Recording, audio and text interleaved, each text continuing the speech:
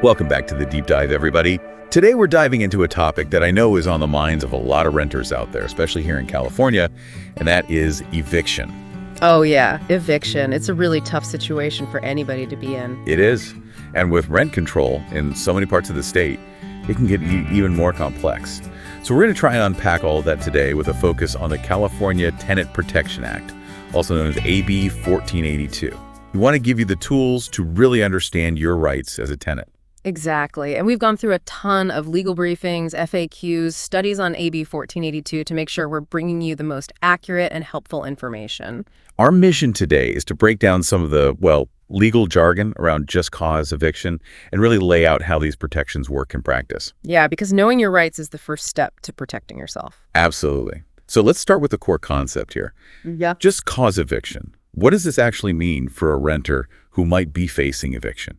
All right, so in simple terms, if your property falls under the protection of this act, and we'll get to who exactly is covered in a bit, your landlord can't just kick you out without a solid reason. Right. They need a legally valid reason. They need that just cause. Now, this protection doesn't kick in right away. It applies after you and any other adult tenants in your unit have been living there legally and continuously for at least 12 months. So there's a bit of a waiting period. Right. It's there to establish a certain level of tenancy. Now, there's a little twist here. If a new adult tenant joins the lease later on, the protection either applies after everyone's been there for at least a year, or if at least one adult tenant has been there for a full 2 years. Okay. So it's about creating that stability of tenancy, but it's not immediate. Exactly. It's about striking that balance. And this just cause protection. It's not just one big catch-all term, Right. It's not just like, the landlord doesn't like you anymore. It's more specific than that, right? Much more. The Act breaks down just cause into two main categories: at fault and no fault reasons. Okay, at fault and no fault. Let's start with the at fault reasons. What are some examples of things a tenant could do or not do that would justify an eviction? So the most common one, probably the one that comes to mind first for most people, is non-payment of rent. If you're not paying your rent, that's a pretty clear at-fault reason. Seems pretty straightforward. Yeah. Another one is violating the terms of your lease, like a significant violation, something we call a material breach. Okay, so not just any little thing. It has to be something substantial. Right, something crucial to the agreement. Now, the landlord has to play by the rules here, too. They typically have to give you a written notice, at least 3 days, to fix the issue, to cure the violation in legal terms. And if you don't fix it within that time, then they can start the eviction process. So there's a process even when it's an at-fault situation. It's not just an immediate eviction. Exactly. There are steps that have to be followed. Another at-fault reason is creating a nuisance. Think like excessive noise, parties all the time, anything that disrupts the other tenants. Yeah, the kind of stuff that makes everyone else in the building miserable. Exactly. And then there's causing damage to the property. We call that waste. And we're talking about damage beyond normal wear and tear. So reasonable wear and tear is expected, but if you're intentionally destroying the place, that's a problem. Right. And there are some other things that fall under at fault. Like, let's say your lease ends and your landlord offers you a new one with pretty much the same terms. If you refuse to sign it for no good reason, that could be just cause. Interesting. So there's an expectation of good faith on both sides. Exactly. And of course, any criminal activity on the property or even threats directed at the owner or manager are grounds for an at-fault eviction. Makes sense. Keeping the property and the people involved safe is paramount. Absolutely. There are a few other specific scenarios too, like if someone connected to the landlord is living with you, and then their relationship with the landlord ends, they refuse to move out, that could be grounds for evicting you. Or if you give your landlord notice that you're moving out, or you have a written agreement, but then you don't actually leave, that's also considered at fault. So there are a lot of potential situations that fall under at fault. There are. It covers a pretty wide range of tenant behaviors. Now, let's move on to no-fault evictions. This is where things get really interesting because it's not about something the tenant has done wrong. It's more about the landlord's circumstances. Right. And I understand there's a really important difference here in terms of help for the tenant. You're absolutely right. With no-fault evictions, the law requires the landlord to provide relocation assistance. So even though it's not the tenant's fault, they're still getting some help to move. Exactly. It's there to ease the burden of having to find a new place to live through no fault of your own. What are some of the most common reasons for a no-fault eviction? Well, one that comes up a lot is owner or relative move-in. This is where the landlord or a close relative wants to move into the unit themselves. But here's the catch, and this is so important for tenants to know. The original lease, or a later written agreement, has to have a clause allowing for this. The landlord can't just spring it on you out of the blue. So tenants should really pay attention to the details of their lease agreements. Absolutely. Another no-fault reason is if the landlord decides to take the unit off the rental market entirely. For whatever reason, they just don't want to rent it out anymore. Okay, and what about situations where the unit is just not safe to live in anymore? You're talking about situations where a city or county agency steps in and says the unit is uninhabitable. Exactly. Yeah, that definitely falls under no-fault eviction. And then there's the issue of remodeling, which we know can be a bit tricky. Yeah, remodeling can be a gray area. It can be. A landlord can evict you for a demolition or a substantial remodel. But the law is very specific about what qualifies as substantial. So a fresh coat of paint probably doesn't count. No, not even close. We're talking about major work on the electrical, plumbing, or structural systems, stuff that requires permits or maybe hazardous material abatement. The key is it has to be work that can't be done safely with you living there, and it has to require the unit to be vacant for more than 30 days. So it's not about minor cosmetic updates. It's got to be the big stuff. Exactly. Cosmetic changes don't cut it. Now, you mentioned relocation assistance earlier. What does that look like in practice? Yeah, what can a tenant expect if they're being evicted for a no-fault reason?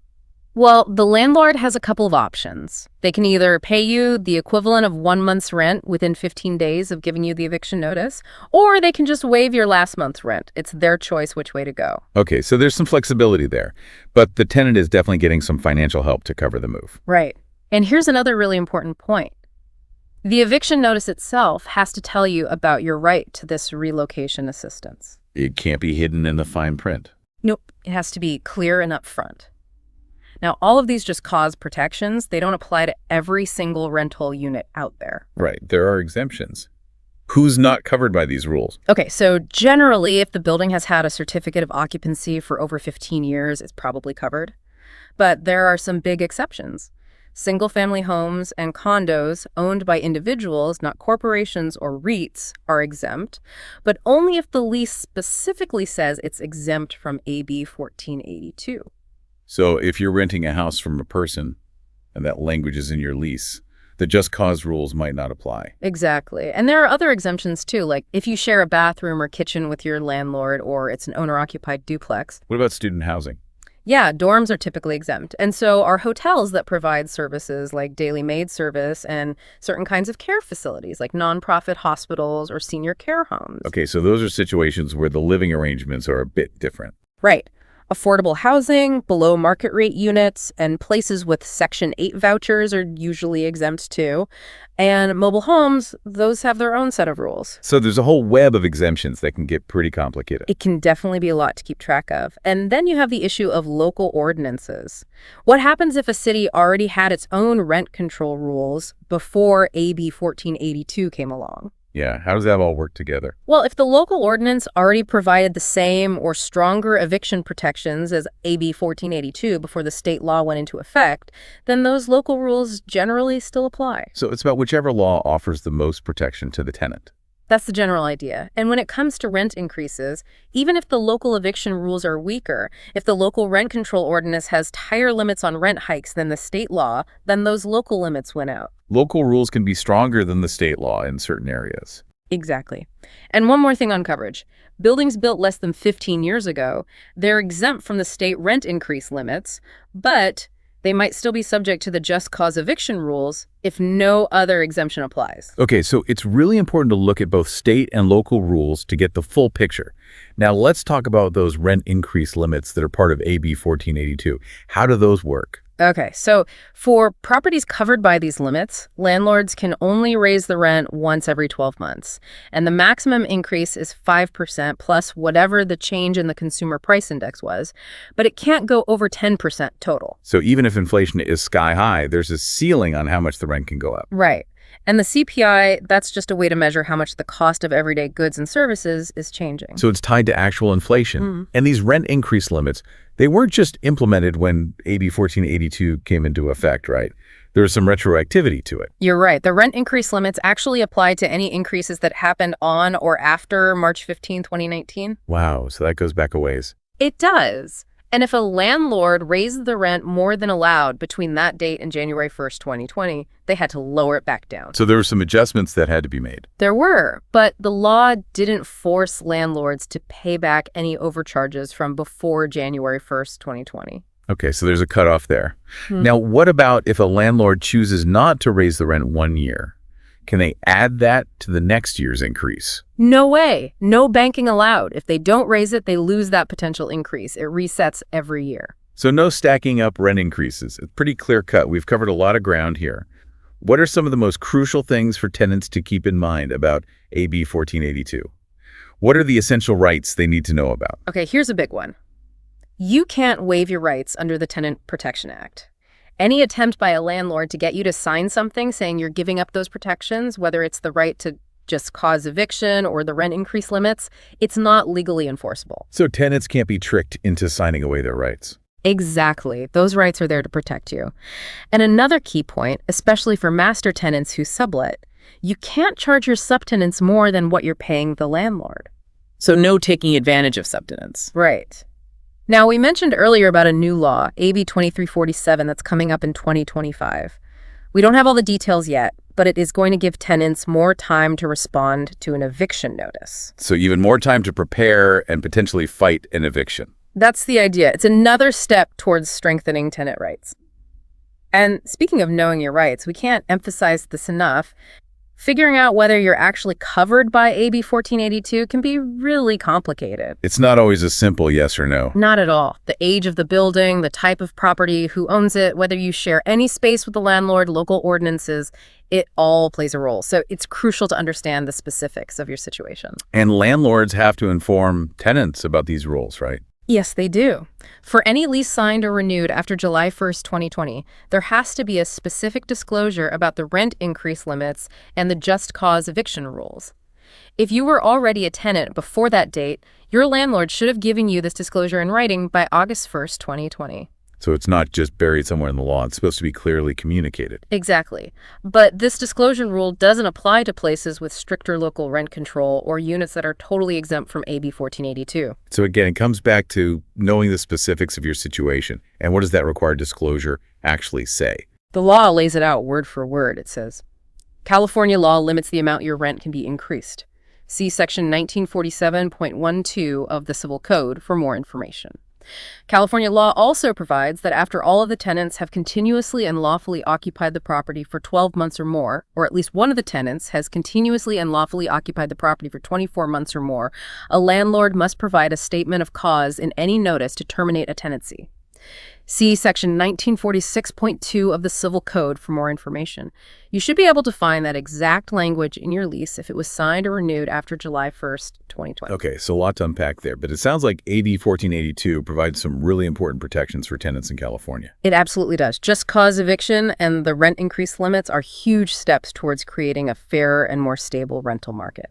So what are the key takeaways for our listeners? What do they really need to remember? I think the most important things are that AB 1482 requires landlords to have a valid reason to evict you after you've established tenancy, and it limits how much and how often your rent can be increased.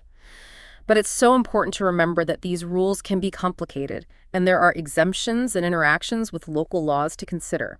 You really need to know the details of your own tenancy and what applies in your area. So it's about being informed and knowing your rights. And if you're in Orange County, Riverside, San Diego, or Los Angeles, and you're facing eviction issues or just need more information, a great resource is martinezlawcenter.com. Yeah, definitely check them out. Knowing your rights is the first step to protecting yourself. It really makes you think about the balance between tenant rights and property owner rights, and how these evolving housing laws are shaping the future of renting in California. It's definitely something to keep an eye on. It is, and we encourage everyone to take this information, think about how it applies to their own lives, and maybe even share it with others who might benefit from it. Absolutely. Understanding your rights is so important, and we hope this deep dive has shed some light on the California Tenant Protection Act. Thanks for joining us today on The Deep Dive. Thanks for having me. Call now 714-442-9741. Thank you.